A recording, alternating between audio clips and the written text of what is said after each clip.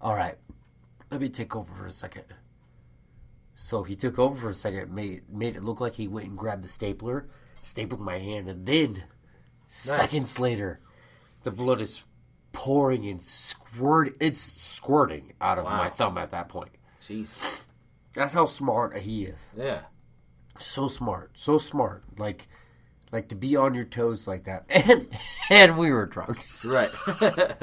Like, all right, bro, I already know what to do. That probably helped get the blood out, too. So, yeah, it was fucking squirting out of my thumb.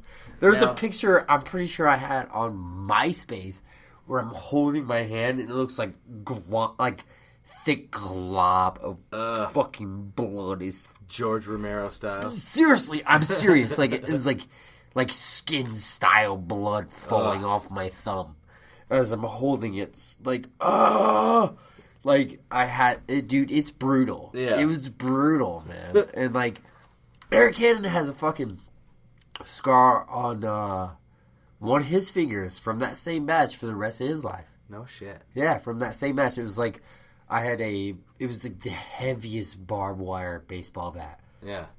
Nobody gimmicked the fucking barbed wire, bro, which was unpronounced to my drunk ass. Right. So I'm pulling it towards Cannon's face, and he's gimmicking his hand, and he's like, yeah, don't fucking pull so hard. And I'm like, oh, shit. Okay, I'll stop a little bit. Is this real? But he straight up has his gimmick, bro. Like, you know what I mean? Not as bad. I don't think he's as bad as mine, but like, you know what I mean? We're like Scar Brothers from the same match. You know what I mean? That's pretty and that's the guy fucking I love, man. Eric Cannon. I miss him.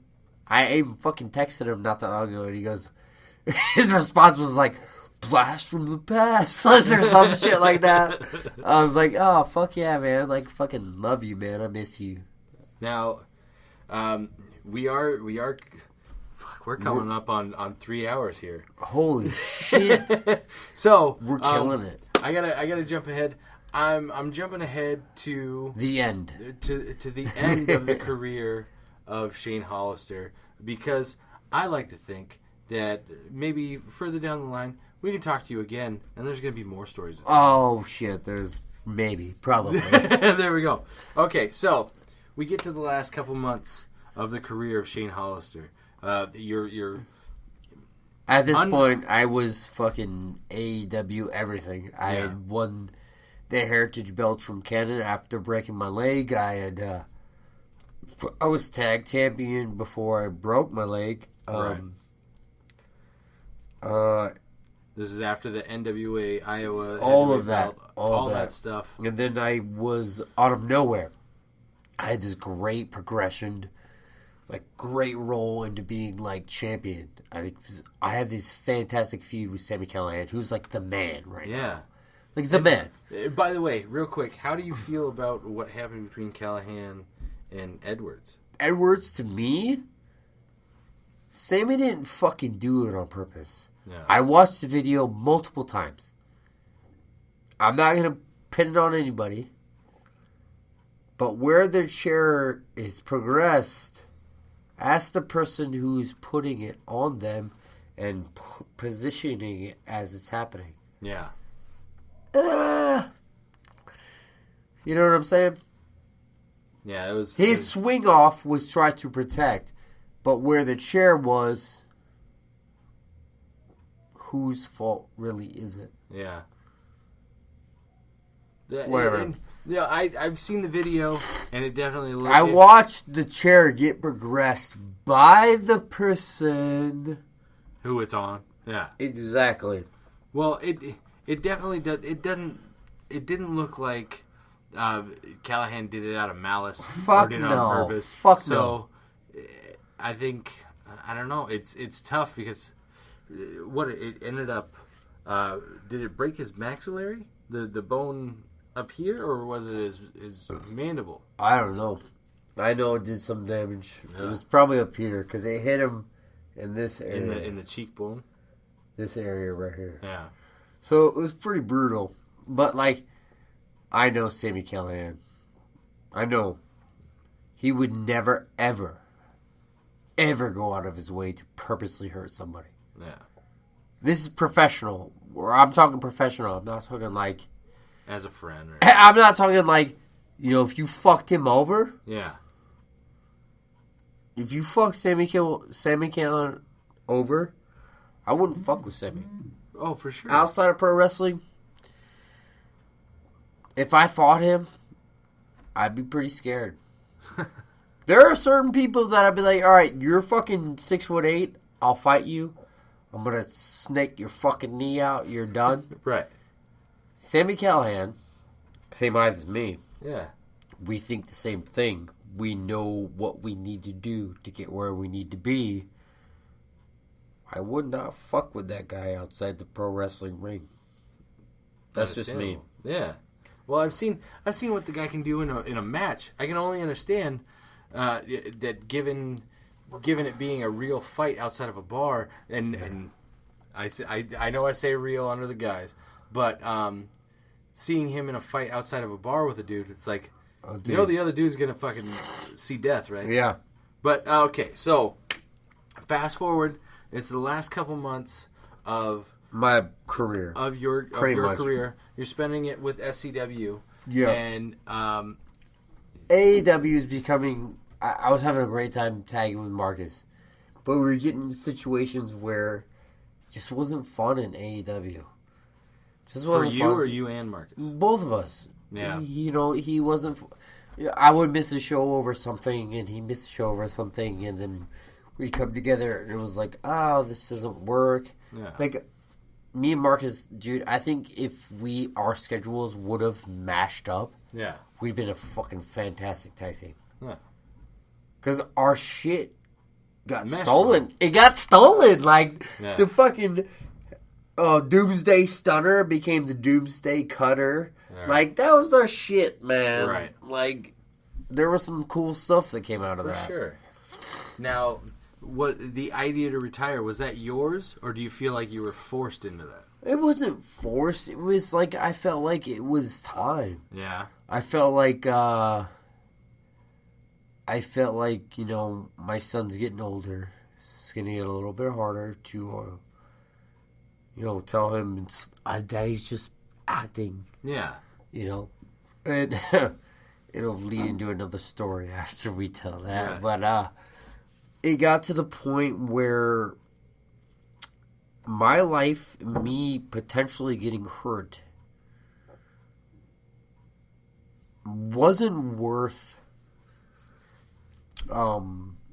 it wasn't worth the outcome that it could give. Yeah. It wasn't worth the fact that I could be potentially out of work, not providing for my family. It wasn't worth it.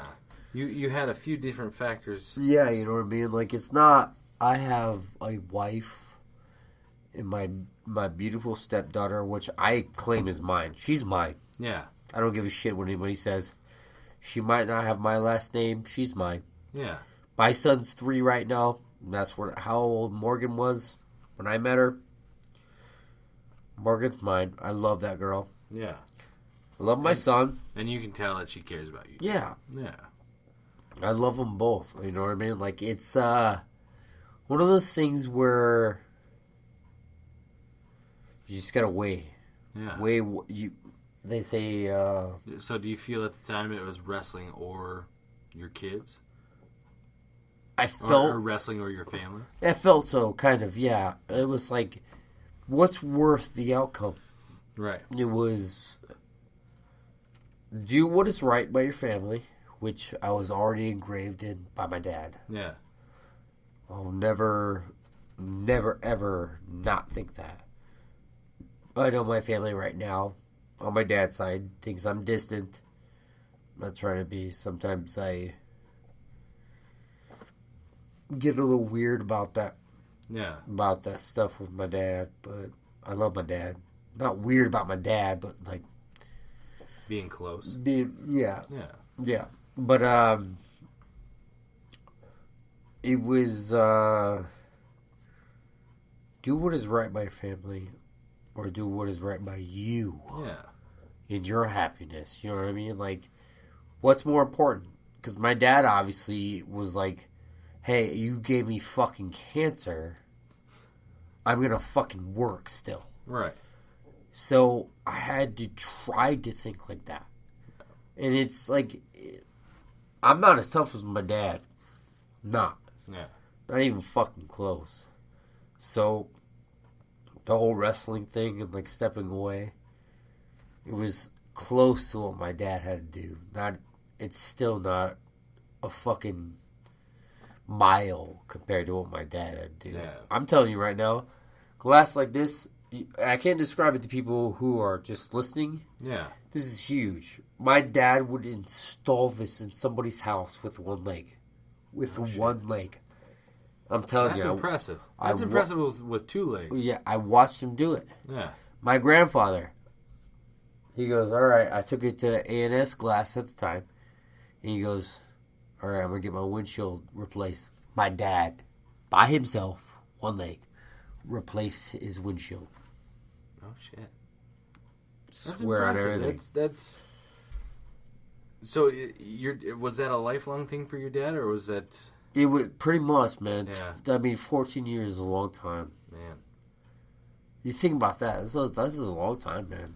Well, look at it this way too. You say dad lived with cancer. Yeah. 14 years. Yep. From my research, your pro wrestling debut was in 2006, January 2006. Yep. When did you retire? When was your final match? Oh, shit. Wasn't even, when the fuck was my final? I can't even narrow it down. Well, it's 2018 now. I'm pretty sure your last match was the end of 2016, right? Yeah. Yeah, probably was. You had a 10-year pro career. Yeah. Yeah. Oh, yeah. 10 or more. Yeah. I mean, fucking wrestling in front of people besides that. Right. I mean, and what you accomplished from 2006 to 2016, which is pretty nuts. It's impressive. It's a crazy. 10-year span, but you did a lot in that time. Yeah. And then to know that in the same time, a little bit longer, your dad had to endure it's nothing compared to what he did. Yeah, that's nothing. That's it's hard. Nothing compared to what he had to deal with. Right. Like, and never fucking gave up. Never. The only time my dad was like, we can't do no more, was when the tumor was on his spine. Mm. He said, I don't want to be anybody else's burden anymore. Yeah. He goes, all right, I'm going to write it out. And I can only imagine, friggin' being you, having to see that firsthand is like the only thing to me that I can imagine at this point is my grandmother. I always called her Nana. Yeah, my Nana Genevieve, holding my dad's hand and watching him go. Yeah. Like, to me, that's like fucking crazy. Absolutely. Because like, that's like me holding Morgan or Axel's hand and watching them go. Absolutely. Dude, that's like fucking rough. Heartbreaking, dude. Yeah. Oh, dude. And like, she's praised God and like prayed with them and like, you know what I mean? Like, my grandma Genevieve is the strongest fucking woman besides my grandma D. Yeah. My grandmother's the strongest fucking grandmas out there. I'm just letting you guys know right now. They are the fucking strongest grandmas out there. And both of them have seen so much trouble. Yeah. So much bullshit. But I honestly think, like, to just hold the hand of one of your children as they go. Right. I wouldn't wish that on anybody. Whoa, bro. You're a dad. I'm a dad. That is some serious stuff, dude. Yeah. And I was standing behind my grandmother, Genevieve, when it happened. Yeah. And I watched my brother Michael and my brother Steven walk out of the room. That's brutal, man. Yeah. And she... Now, she believes in God so much. That wasn't a thing of your brothers didn't care. It's just they couldn't see. They couldn't watch do it. Yeah. Yeah, my brother Michael, like, man, it fucking... Yeah. That's rough. I don't think Steven turned away, but I know Michael. I remember distinctly watching him put his head on his arm